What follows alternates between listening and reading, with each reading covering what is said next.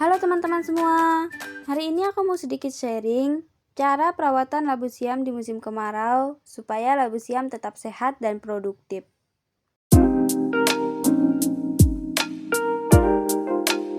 Musim kemarau adalah waktu yang paling menantang bagi labu siam yang merupakan tanaman yang sangat haus akan air. Untuk perawatan labu siam di musim kemarau dan musim hujan itu sangat berbeda karena masing-masing musim ini memiliki tantangan lingkungan yang unik. Oke, tanpa berlama-lama, ini dia perawatan labu siam di musim kemarau. Yang pertama yaitu penyiraman. Labu siam ini membutuhkan banyak air, terutama saat musim kemarau. Tanpa air yang cukup, labu siam akan mudah layu. Daunnya menguning, hasil buahnya tidak optimal, dan bahkan bisa mati. Penyiraman bisa dilakukan 2 kali sehari kalau cuaca panas banget. Kalau tidak terlalu bisa 1 kali sehari atau minimal banget 2 atau 3 kali dalam seminggu. Untuk waktu penyiraman ini bisa dilakukan pagi hari sebelum jam 10 pagi dan bisa juga sore hari setelah jam 4 sore. Penyiraman di pagi hari ini membuat air yang diserap tanaman ini akan membantu tanaman bertahan dari panas yang ekstrim dan tentunya mengurangi penguapan. Kalau penyiraman di sore hari, ini bisa membantu tanaman pulih setelah seharian terkena terik sinar matahari yang sangat menyengat. Sebaiknya hindari menyiram tanaman di siang hari, karena sebagian besar air akan menguap sebelum sempat diserap oleh akar. Dan jangan menyiram daun secara langsung, tapi siram di bagian pangkal tanaman agar air mudah diserap oleh akar. Oke, selanjutnya yang kedua, yaitu penggunaan mulsa.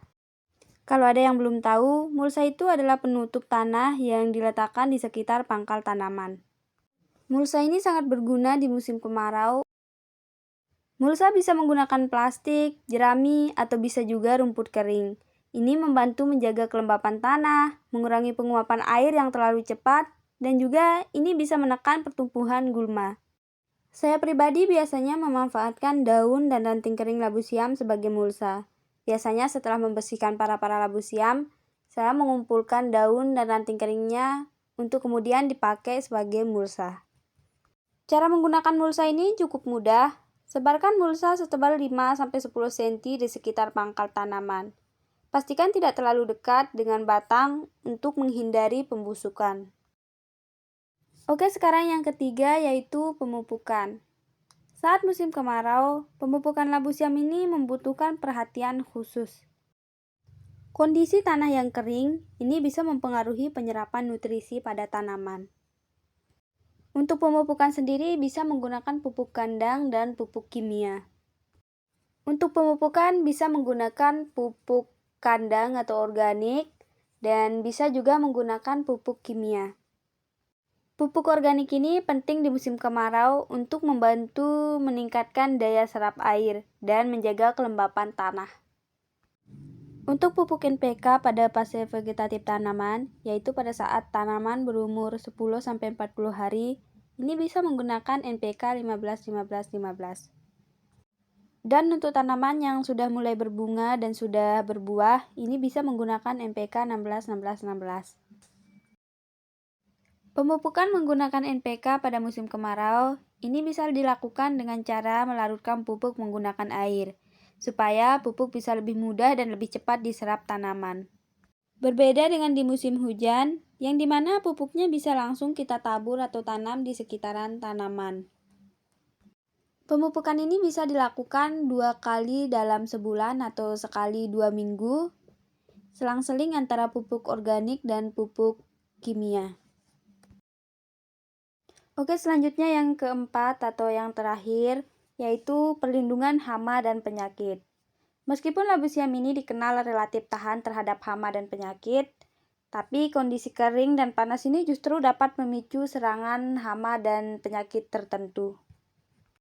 Ini adalah salah satu hama yang sering menyerang tanaman labu siam, khususnya pada musim kemarau. Serangga ini namanya kutu kebul.